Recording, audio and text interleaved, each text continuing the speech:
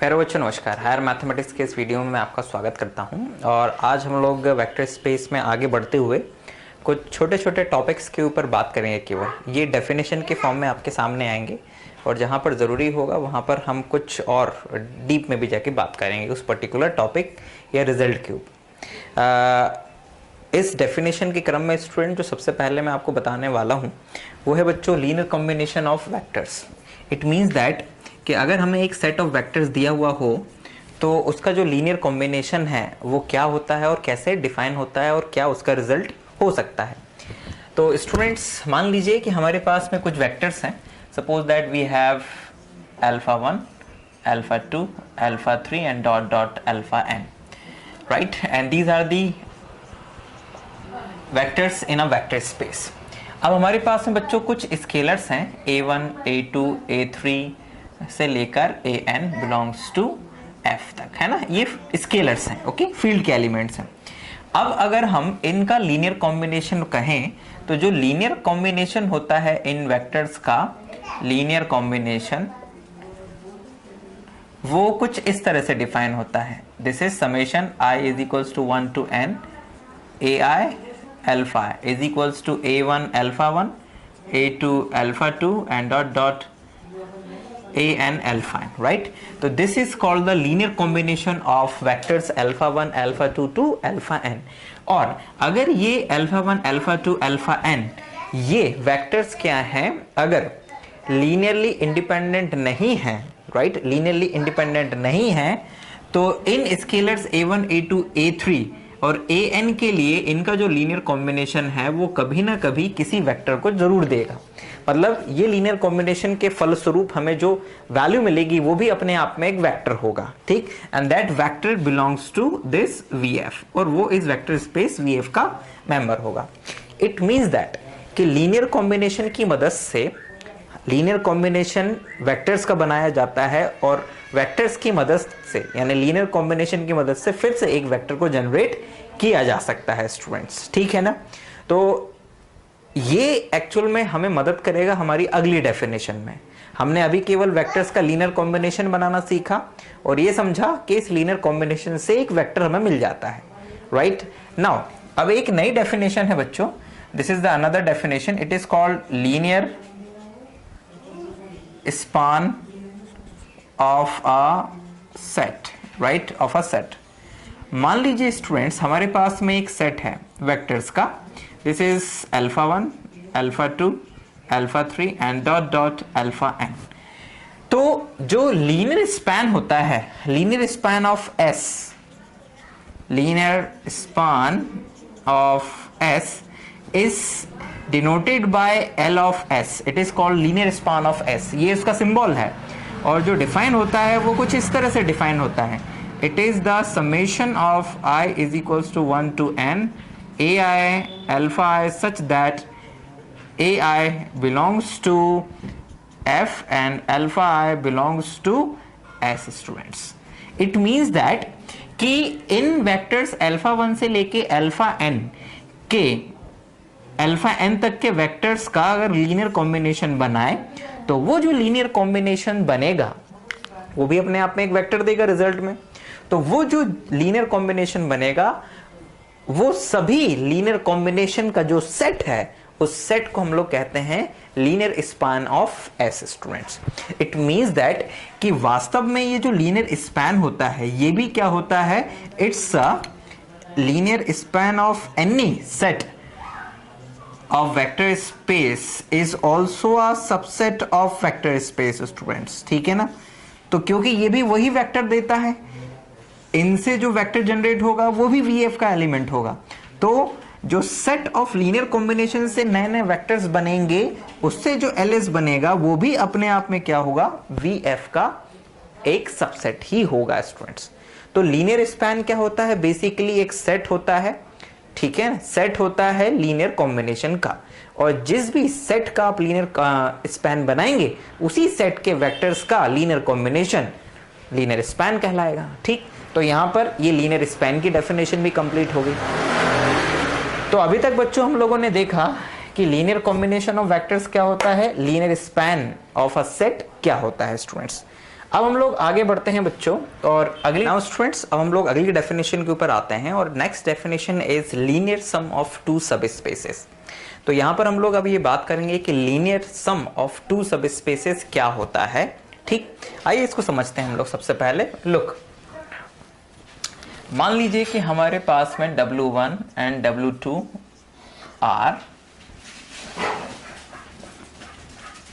Are two vector sub spaces of vector space VF.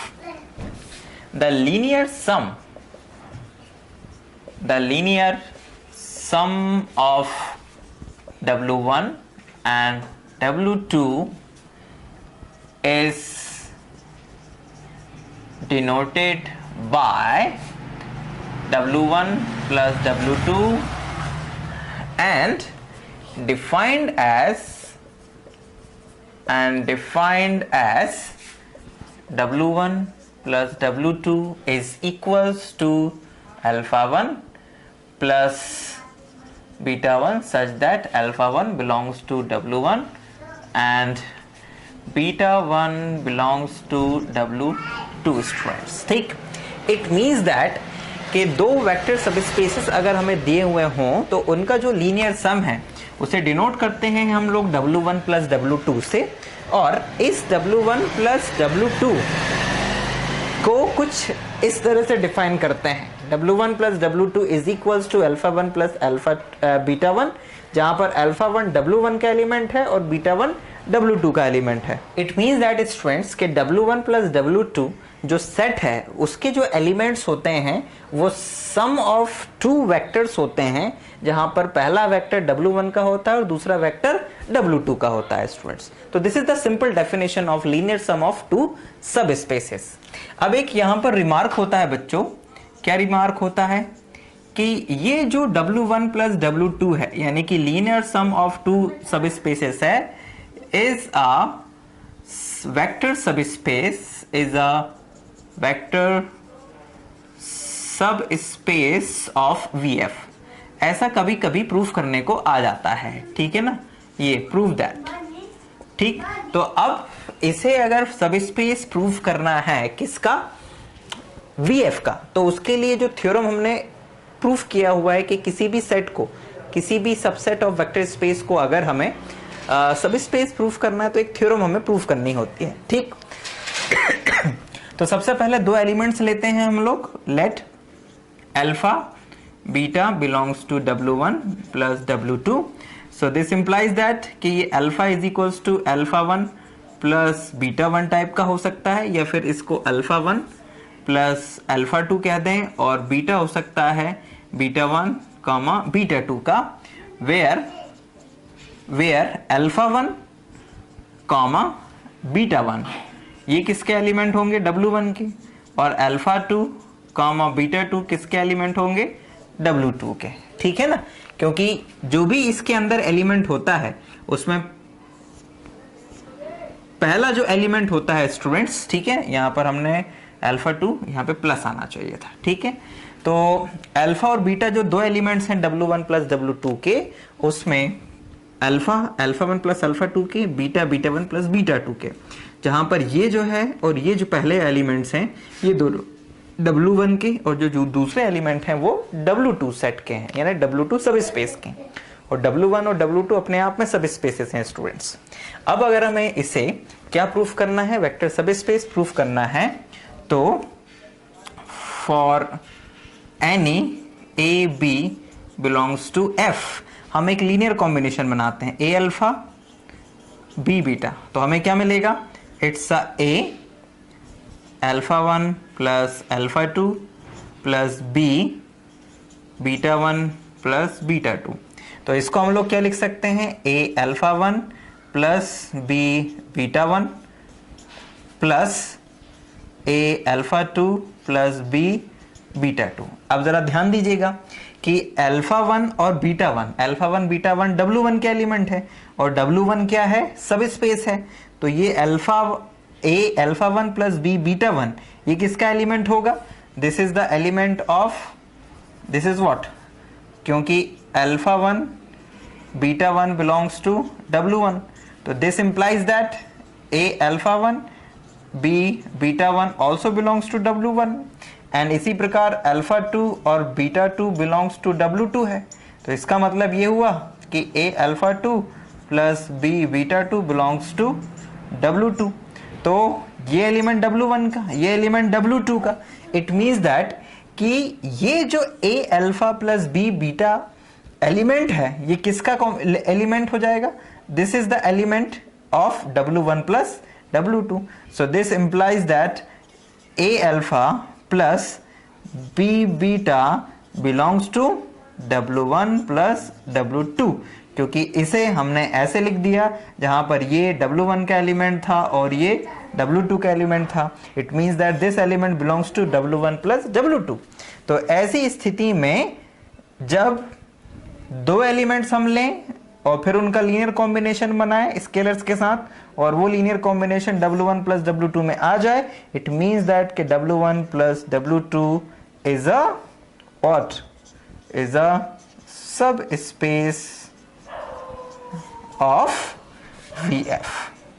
ठीक है students, तो हमने यहां पर स्टूडेंट्स अभी तक तीन डेफिनेशंस देखी, linear combination of vectors, linear span of a set, okay, and then इसके बाद में linear sum of sub spaces, और linear sum of sub spaces की डेफिनेशन को हमने समझा और फिर हमने एक रिजल्ट भी प्रूफ किया जो कि अपने आप में एक थ्योरम भी है कि the linear sum of two सब spaces is the vector sub space of vector space, और उसको हमने फिर प्रूफ भी किया। तो इस तरह से स्टूडेंट्स हम लोगों ने अभी तक तीन डेफिनेशंस को देख लिया है। नाउ हम लोग अपनी अगली डेफिनेशन के ऊपर जा रहे हैं students, and the next definition is direct sum of two सब spaces. Direct sum of two सब स्पेसेस थोड़ा सा लीनियर सम से मिलता जुलता है, लेकिन एक बेसिक डिफरेंस दोनों में होता है। आइए उसे देखते हैं। आइए स्टूडेंट्स, अब हम लोग इस लास्ट डेफिनेशन के ऊपर और बात करते हैं कि direct sum of two vectors वास्तव में होता क्या है। तो स्टूडेंट्स, डायरेक्ट सम की जो डेफिनेशन है वो इस तरह से है कि मान लीजिए हमारे पास में दो सब स्पेसेस हैं, let W1 and W2 are two subspaces of VF, then direct sum of W1 and W2 are denoted by W1 plus W2, ये उसका सिंबल है बच्चों, इस तरह से डिनोट करते हैं। And every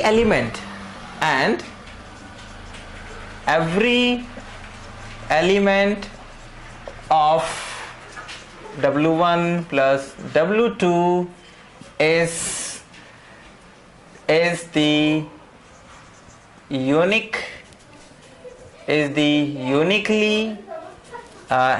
uniquely represented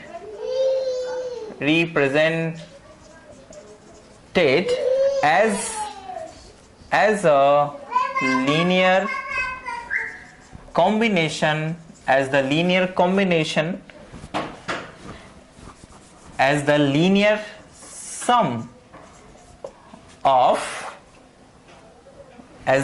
sum of vectors of W1 and W2 students, right? This is the definition of direct sum, है ना। डेफिनेशन क्या है? ये तो सिंबल हो गया बच्चों, डायरेक्ट सम ऑफ टू सब स्पेसेस, लेकिन जो खास बात है वो ये है कि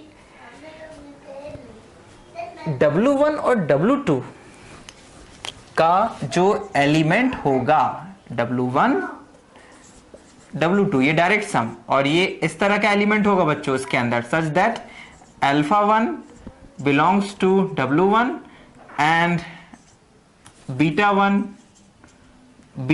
1 बिलोंग्स टू W2। ठीक, मतलब कि उनका जो एलिमेंट होगा वो लीनियर सम ही होगा W1 और W2 के एलिमेंट का, लेकिन ये जो लीनियर सम है ये यूनिक होगा, मतलब इसके अलावा कोई भी और एलिमेंट इस तरह से नहीं रिप्रेजेंट किया जा सकेगा। इट मींस दैट कि अल्फा 1 और बीटा 1 के सम से जो नया एलिमेंट बनेगा वो केवल अल्फा 1 और बीटा 1 के सम से ही बन सकता है, किसी और एलिमेंट्स के सम से नहीं बनेगा स्टूडेंट्स, ठीक है ना। और इसी ऑर्डर में उनको जमाना पड़ेगा तभी बस वो होगा, राइट। इसके अलावा हुआ तो नहीं हो पाएगा। तो यहां पर स्टूडेंट्स डायरेक्ट सम का जो एलिमेंट होता है वो W1 और W2 के लीनियर सम से रिप्रेजेंट होता है, and that linear some is the unique representation of W1 and W2's element, right. तो ये यहां पर दोनों में डिफरेंस है कि डायरेक्ट सम में जो एलिमेंट होगा वो यूनिकली रिप्रेजेंट होगा, और लीनियर सम में केवल रिप्रेजेंट होता है linear combination of W1 and W2 के एलिमेंट से। तो ये डायरेक्ट सम की डेफिनेशन है, ठीक है। नाउ एक इंपॉर्टेंट थ्योरम है इस डायरेक्ट सम से related, and the theorem is, what's the theorem? Theorem is students look, एक इंपॉर्टेंट थ्योरम है कि VF यानी कि V is equals to W1 और W2 का डायरेक्ट सम होगा if and only if V is equals to W1 plus W2 and W1 intersection W2 is equals to 5 students, ठीक। मतलब कि कोई भी वेक्टर स्पेस अपने दो सब स्पेसेस का डायरेक्ट सम तब होगा जब वो उनका लीनियर सम भी हो और दोनों जो सब स्पेसेस हैं वो क्या हो? एम्प्टी हो, ठीक है ना। तो सबसे पहले तो स्टूडेंट्स हम लोग ये दिखाएंगे कि कंडीशन इज सफिशिएंट। तो यहां पर हम लोग पहले इसको डायरेक्ट सम मानते हुए चलेंगे स्टूडेंट्स। क्या मानते हुए चलेंगे? Direct sum. हाँ पापा बोला तो नहीं, मैंने आपसे बोला था। बेटा अभी थोड़ा सा टाइम और बचा है, जल्दी से फिनिश कर दें दो, फिर अपन दोनों सोएंगे। शो बंद कर देना थोड़ी देर। तो नाउ स्टूडेंट्स आइए जरा हम लोग इस थ्योरम को प्रूफ करते हैं। एंड सबसे पहले हम लोग ये मानते हैं कि कंडीशन इज नेसेसरी। तो कंडीशन इज नेसेसरी है ना। आइए जरा इसको लेके चलते हैं। मतलब हम ये मान लेते हैं कि let V is equals to W1 plus W2, ठीक है ना। ये डायरेक्ट सम है। तो अब हम ये दिखाएंगे कि ये और ये होल्ड करेंगे, ठीक है ना। तो ये तो आप लोगों को दिख ही रहा है students, what this is equal to then by the definition. बाकी डेफिनेशन से हम जानते हैं डायरेक्ट सम की डेफिनेशन से। Then by definition what? Then by definition what? V is equals to, मतलब V is equals to W1 and W2, मतलब कि V का हर एक एलिमेंट W1 और W2 के एलिमेंट के सम के रूप में रिप्रेजेंट होगा ही होगा। नाउ अब हमें ये वाली चीज और दिखाना है बस। तो उसके लिए हम लोग उल्टा मान लेते हैं। What? Let W1 intersection W2 not equals to 5, मतलब this implies that okay, यहाँ पर एक मिस्टेक है स्टूडेंट्स। मिस्टेक इज दैट कि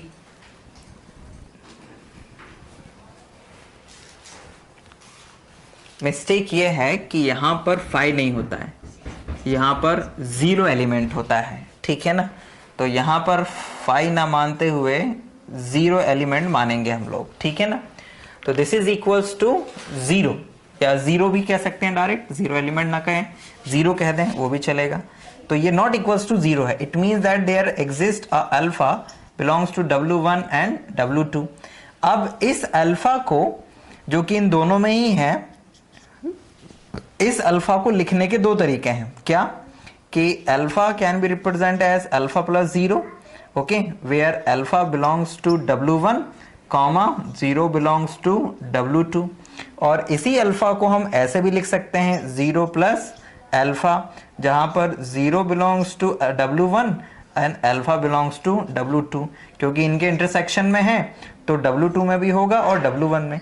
इट मीन्स दैट कि अल्फा को दो तरीके से लिखा जा सकता है, और अल्फा को दो तरीकों से लिखा जा सकता है, तो ये इस बात का कॉन्ट्रडिक्शन है कि W1 और W2 का जो डायरेक्ट सम है वो V के इक्वल है, ठीक है ना। और ये कब हो रहा है? ये तब हो रहा है जब हम लोग ये W1 इंटरसेक्शन W2 को जीरो नहीं मान रहे हैं, ठीक। तो अगर इसको हम जीरो नहीं मानते हैं तो डायरेक्ट सम की जो डेफिनेशन है उसका कॉन्ट्रडिक्शन होता है। Okay, this implies that this contradict that V is equals to W1 direct sum of W2। तो ये इसको कॉन्ट्राडिक्ट कर रहा है। इट मीन्स दैट कि ये वाली जो कंडीशन हमने मानी है ये कंडीशन गलत है। इसको आप अपने शब्दों में लिखिएगा, मैं तो आपको यहां पर केवल समझा रहा हूं, फिर आप बुक से इस थ्योरम का पूरा डिटेल और अच्छे से नोट्स बना के लिखिएगा। लेकिन उसमें जो टर्म है, जो फंडामेंटल्स हैं, वो कैसे यूज हो रहे हैं वो मैं आपको यहाँ समझा रहा हूँ, है ना, यानी थ्योरम को प्रूफ करके बता रहा हूँ। तो नाउ स्टूडेंट्स, अगर हम डायरेक्ट सम लेके चलें तो ये तो बाय द डेफिनेशन होगा ही होगा कि लीनियर सम ऑफ, मतलब every element of V is the linear sum of W1 and W2। And दूसरी कंडीशन को दिखाने के लिए हमने उल्टा माना। ऐसा मानने से हमारे पास जो अल्फा एलिमेंट था वो दो तरीके से रिप्रेजेंट होने लगा, और ऐसी स्थिति में ये वायलेशन होगा कि W1 और W2 डायरेक्ट सम है V के, इनका जो डायरेक्ट सम है वो V के इक्वल है। तो दो रिप्रेजेंटेशन नहीं होने चाहिए किसी भी एलिमेंट के, एक ही रिप्रेजेंटेशन होना चाहिए। यानी कि अगर हम अल्फा लिख रहे हैं तो या तो इस तरह से लिख सकते हैं या इस तरह से। ऐसा नहीं हो सकता है कि एक बार आपने W1 से एक एलिमेंट लिया, फिर W2 से दूसरा एलिमेंट लिया, उसका लीनियर कॉम्बिनेशन बनाया तो भी अल्फा, फिर एक दूसरा एलिमेंट W1 से लिया, फिर दूसरा एलिमेंट W2 से लिया, उसका लीनियर कॉम्बिनेशन भी अल्फा के इक्वल। ये तो फिर दो रिप्रेजेंटेशन होगा अल्फा के, और ये वायलेशन है डायरेक्ट सम की डेफिनेशन का। तो दैट्स वाई ये दोनों संभव नहीं है, इसलिए ये वाली बात अपने आप गलत हो गई। तो इट मीन्स दैट कि अगर डायरेक्ट सम है तो ये और ये दोनों कंडीशंस होल्ड होंगी ही होंगी। तो ये एक बात हुई, एक तरफा काम हुआ। अब हम लोग दिखाएंगे कि कंडीशन इज सफिशिएंट। अब कंडीशन इज सफिशिएंट कैसे दिखाएंगे? तो हम ये मान लेंगे कि let W1 plus W2 is equals to V, ये हम लोग मान लेंगे, और W1 intersection W2 is equals to 0 element, ये मान के चलेंगे। और अब हम ये दिखाएंगे कि जो V है वो W1 और W2 का डायरेक्ट सम है। तो इसके लिए हम क्या करेंगे? इसके लिए हम लोगों को अब हम ये दिखाएंगे, ओके, टू शो कि V is equals to W1 direct sum of W2। तो ये तो आपको पता ही है by the definition of direct sum कि V is the linear sum of W1 and W2। क्यों? क्योंकि V के हर एक एलिमेंट को हम इस तरह से रिप्रेजेंट कर सकते हैं, जहां पर ये W1 का एलिमेंट होगा और ये W2 का एलिमेंट होगा। तो इट मीन्स दैट कि पहली कंडीशन तो अपने आप से है अंदर ही, लेकिन अब हमें यह दिखाना है कि ये जो लीनियर सम है W1 और W2 के एलिमेंट्स का, ये सम यूनिक है। मतलब कि अल्फा को इसके अलावा किसी और तरीके से रिप्रेजेंट नहीं किया जा सकता है। This is the unique combination, ठीक है ना। जबकि हमारे पास में ये दोनों चीजें हैं, ठीक, मतलब ये भी है, ये भी है डायरेक्ट सम। तो ये तो हमारे पास है, तो उसकी मदद से हम लोगों ने इस तरह से लिख दिया। अब हमें ये और दिखाना है, तो हम इसको उल्टा मान लेते हैं। क्या मान लेते हैं? अच्छा सॉरी, ये है हमारे पास में, हमें अब डायरेक्ट सम की डेफिनेशन यानी यूनिक वो दिखाना है। तो लेट पॉसिबल हमें यूनिक रिप्रेजेंटेशन दिखाना है। तो लेट अस पॉसिबल कि एक alpha belongs to V implies that alpha is equals to alpha 1 plus beta 1 and alpha is also equals to alpha 2 plus beta 2, जहां पर alpha 1 और alpha 2 belongs to W1 और beta 1 comma beta 2 belongs to W2। मतलब हमने मान लिया कि alpha के दो रिप्रेजेंटेशन हैं। तो अगर अल्फा के दो रिप्रेजेंटेशन होंगे तो ऐसी स्थिति में फिर alpha 1 plus beta 1 is equals to alpha 2 plus beta 2 हो जाएगा, और ऐसी स्थिति में alpha 1 minus alpha 2 is equals to beta 2 minus beta 1 हो जाएगा। अब ध्यान दीजिएगा कि अल्फा 1 और अल्फा 2 दोनों W1 के एलिमेंट हैं, मतलब उनका ये जो सम है ये भी W1 का एलिमेंट होगा। बीटा 2 और बीटा 1 W2 के एलिमेंट हैं, तो उनके एलिमेंट्स का जो डिफरेंस है वो भी W2 में होगा। मतलब कि ये एलिमेंट जो है ये W1 में है, ये एलिमेंट जो है ये W2 में है, लेकिन दोनों आपस में इक्वल है। ध्यान दीजिएगा, दोनों आपस में इक्वल हैं। इट मींस दैट कि alpha 1 minus alpha 2 is equals to beta 2 minus beta 1 is the element of W1 intersection W2, क्योंकि ये दोनों आपस में इक्वल हैं। ये W1 का एलिमेंट है, ये W2 का, तो इट मींस दैट कि ये दोनों एलिमेंट इंटरसेक्शन में भी होंगे, ठीक है ना। तो जैसे ही इंटरसेक्शन में लेते हैं तो इट मींस दैट इंटरसेक्शन में एक एलिमेंट आ गया, इसका मतलब ये हुआ कि ये वाली कंडीशन फॉल्स हो गई, ठीक है ना, जबकि ये तो दिया हुआ है। तो ये कंडीशन फॉल्स हो नहीं सकती है। इट मींस दैट कि हमने ये जो माना था कि अल्फा को दो तरीकों से रिप्रेजेंट किया जा सकता है, ये वास्तव में गलत था, right? It means what? It means that कि alpha is the uniquely represent as a linear sum of two vectors, one from W1 and another one from W2। तो यहां पर ये चीज भी प्रूफ हो गई। फिर इसे आप अपना शब्दों में आगे लिख दीजिएगा, क्योंकि ये कॉन्ट्राडिक्शन है इस बात का, ठीक। तो इस तरह से बच्चों हम लोगों ने डायरेक्ट सम की डेफिनेशन को समझा, एंड डायरेक्ट सम की डेफिनेशन को समझने के बाद में हम लोगों ने उससे रिलेटेड जो एक थ्योरम था, that is the most important theorem, और ये बहुत ही काम का थ्योरम भी है, इसको अच्छे से आप कर लीजिएगा। कॉन्सेप्ट मैंने आपको दे दिया है, तो उस थ्योरम को भी हम लोगों ने समझा। तो इस तरह से ये डायरेक्ट सम की डेफिनेशन भी हमने यहाँ पर फिनिश करी स्टूडेंट्स।